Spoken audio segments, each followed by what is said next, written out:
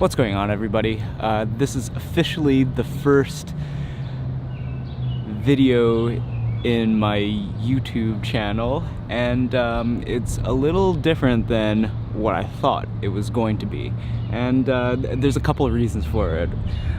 All of this started with me trying to film myself making sourdough bread and teaching you guys how to make a starter, but I realized something very quickly. I am shit at working with the camera. It just doesn't come out, and it takes a really long time. So the topic of today's video is back to basics, or starting with the basics. I think that's a little bit better.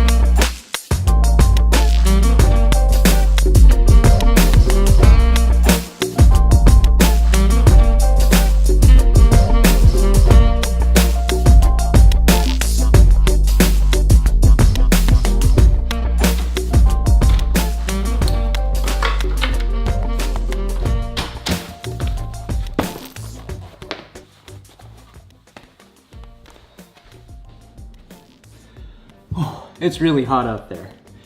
So one of the first things that I think about when I think about kitchen basics is basic knife skills. And one of the most important factors to basic knife skills is having a sharp knife. Not a political statement if you can read this paper, it's just what I have on hand. Yeah, this one's pretty dull. So what we're going to do is give it a nice sharp edge with this whetstone over here. This is a Bearmoo 1000 grit, 400 grit, if you can see that. And yeah, it's been soaking for about an hour and a half now. That's the wet part about a whetstone. And we're gonna put a nice 15-degree angle on it. All right, now that we're in a little closer, first things first is we're gonna grab a stack of fluffy towels because it's gonna get wet. And we're gonna remove this guy. The 1000 grit, which is more coarse, is going to be this blue side here. So that's what we're gonna start with. I'm gonna move this tray aside. And this is just a little silicone base to keep it from slipping. And if it really starts to slip, what we're going to do is, put some of these little towels on underneath. So what we're going to do is place the knife like this. Normally it's a pinch grip. We're going to move this finger down, this thumb onto the spine. We're going to hold it at roughly a 15-degree angle, and we're going to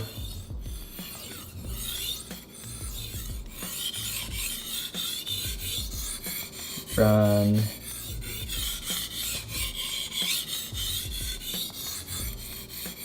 the knife back and forth. And now, one of the most important things that we are trying to do is maintain an even level here.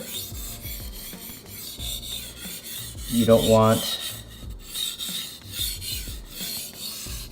to have too uneven of an edge.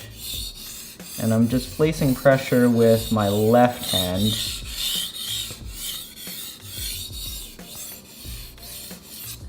And now we're going to feel over here. What we're looking for is something called the wire edge. So basically, when we're scraping the knife off on this side, what we're doing is scraping a whole bunch of metal off on this side, and eventually it's going to get so thin that it bends over to the other side. And when it does, then we know that it's time to flip it over. Let's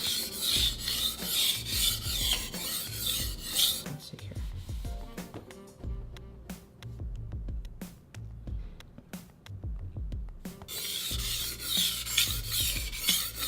I should release a set of ASMR kitchen videos. I'm sure that this is probably nice sounding for people with headphones and love those heebie-jeebies things. All right.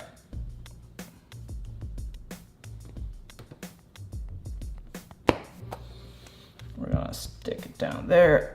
Now it's guaranteed not to slip.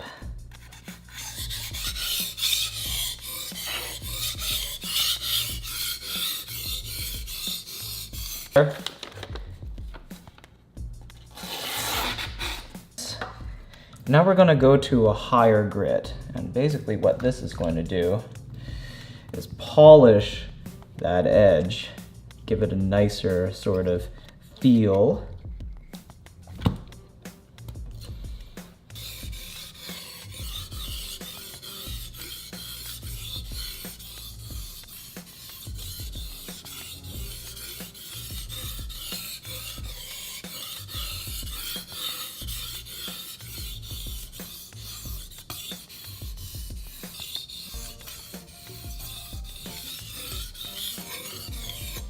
Okay. Now there's a couple things that we're gonna do. I'll be back. We're gonna take this cork here and we're going to just run the blade across the cork. And what that's gonna do is get rid of any burrs that are kind of micro burrs that are along the edge of the knife. Now we're gonna wash it real quickly. Take the sharpening steel here.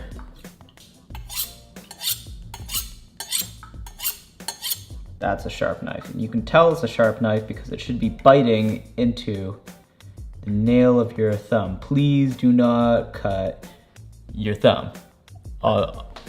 Obviously. All right, now the paper test. Whew. Paper is all fine and dandy, but to really tell whether your kitchen knife performs well in the kitchen, you gotta cut something.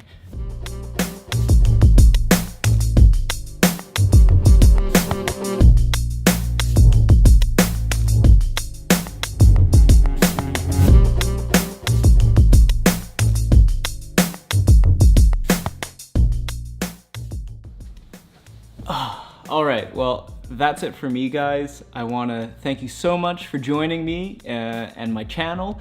Basically, what I want to do is showcase a couple of things. Firstly, my life as a foodie.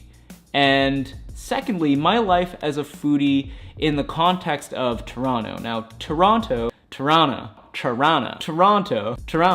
is one of these amazing places, especially in the summertime. You have a lot of nice fresh produce, you have a lot of different ethnicities. It's very much a mosaic of different cultures as opposed to a melting pot, a more homogeneous mix of people. So there's a lot of things that you can, learn and experience here in Toronto. I don't think that a lot of people are really showcasing that to the best of its ability. Like, can you tell me a little bit more about the Ethiopian food? Can you tell me a little bit more about the Tibetan food, the Japanese food, the Indian food, the haute cuisine, new Canadiana food out there? Can you give me a description that's not just yummy? And that's one of the things that I want to do with this channel, but it's going to take some time. So first things first, it's back to basics. This has been fun, so I will see you guys in the next one.